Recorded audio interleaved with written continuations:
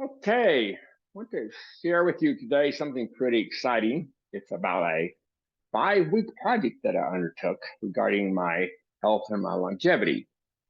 By the way, some of you may already know that I have this commitment to live with energy and vitality pretty much indefinitely.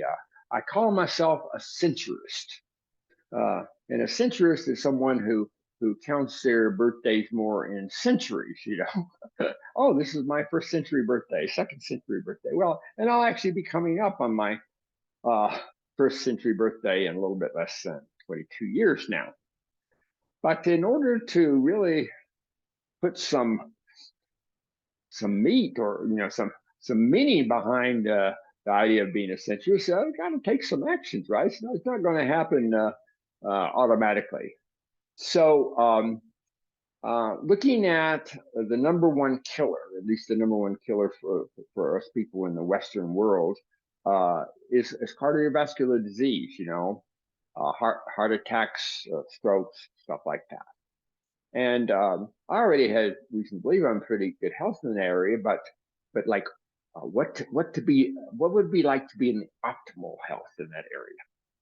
So I decided to take on a 5-week project, and the project involved first measuring certain blood parameters that would indicate my current health in that area, and secondly, um, then to do the intervention for 5 weeks, and then to measure again to see what results came out of that. So I'm going to share with you what happened. Pretty exciting stuff. So share screen here with you and go over here. So so here we are, and you can see CBD free, name of the project, and it started on 3/16. So actually, I got my blood tested on 3/14. All right. And those three parameters specifically, I focused very much on my LDL, my triglycerides, and my fibrinogen, because these are strong, or the levels that they measure at are strong indicators of how your health level for cardio, in the area of being cardiovascular fit. Okay. So in the LDL area, just looking at the standard, what's considered to be good and bad here, doctors generally say less than 100 milligrams per deciliter, you're doing great. Okay, but actually, if you want to go for optimal, it needs to be more like 70 milligrams per deciliter. For example, this is called the Hadza. They're a hunter-gatherer tribe in South and Africa. And so there's strong indications of the way they eat tended to be similar to the way people, like how humanity was sort of designed to eat, if you will, from an evolutionary point of view. And so they actually went in and measured the LDL level of the Hadza people, and they found out that on average it was 75. And there's another group of hunter-gatherers in South America. I can't pronounce that, whatever that's, Subani. Their average was 62.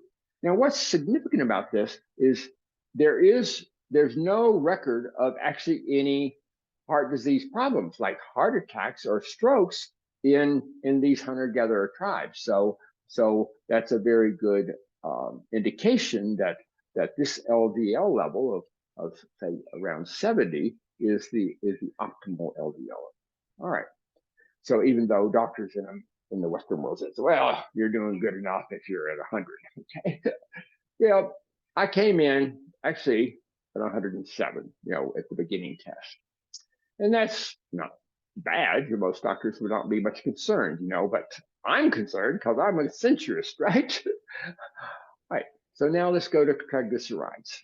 Below 150 milligrams per deciliter is considered to be the best, and but not the best, but good enough.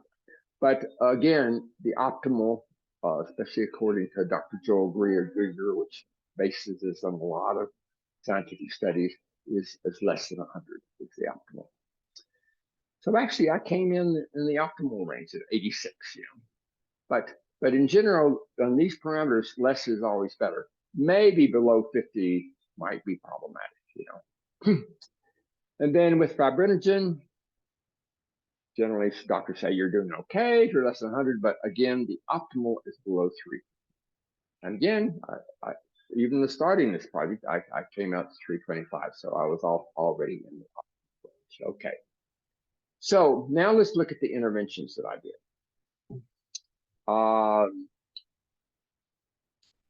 Here and started, first intervention was fasting. So I limited my eating from 7 a.m. to 3 p.m. each day, except for coffee and tea. All right.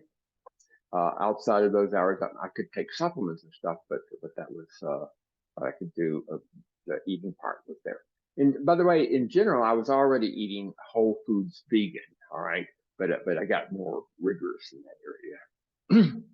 So I have one of my agreements was one of my green drinks per day. And the green drink consisted of like a blended up drink of spirulina powder, maca powder, raw ginger, ground flax, and various vegetables, which usually included red bell pepper, kale, green beans, cherry tomatoes, broccoli, cauliflower, carrots, cucumbers, and sprouts. So chug down one of those per day. And then what I call regular supplements, NMN, 500 milligrams, metformin, 500 milligrams, green tea, chlorella 3 grams, B12 and B complex twice, zinc, DHA, D, vitamin D, and vitamin K. And then this was a definitely new thing that I added to my program. These are called NO, where NO stands for nitric oxide.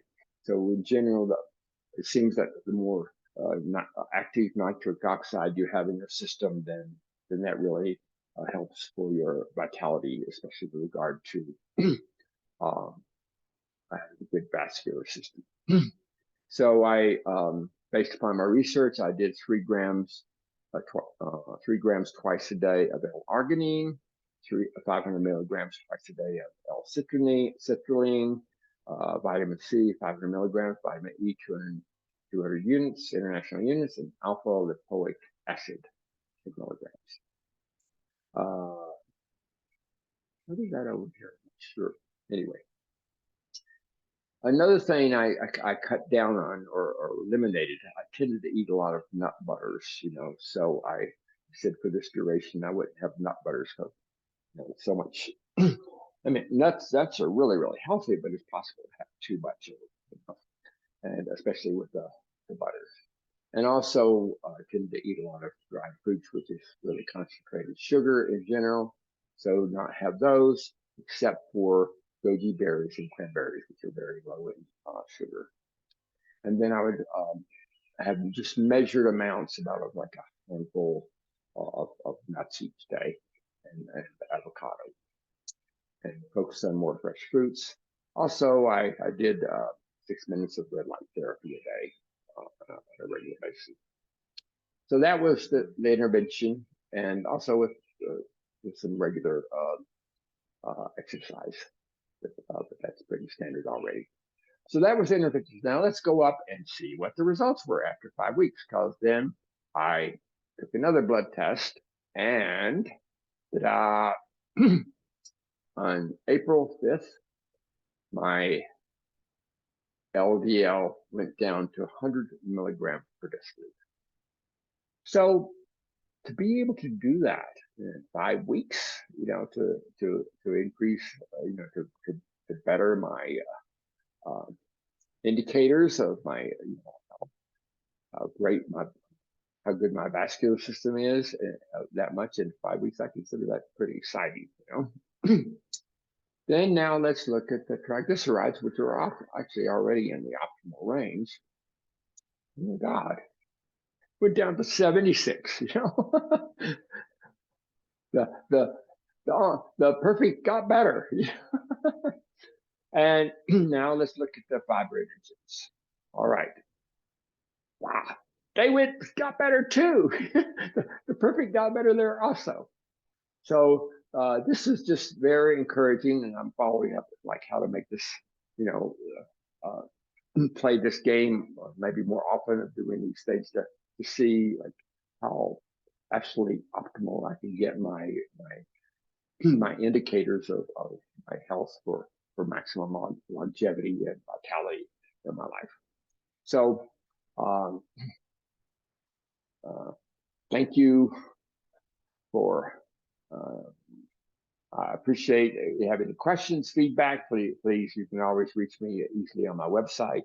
And it's just a very exciting thing to say, hey, you know, life is great. Why not have more of it, right? Until next time.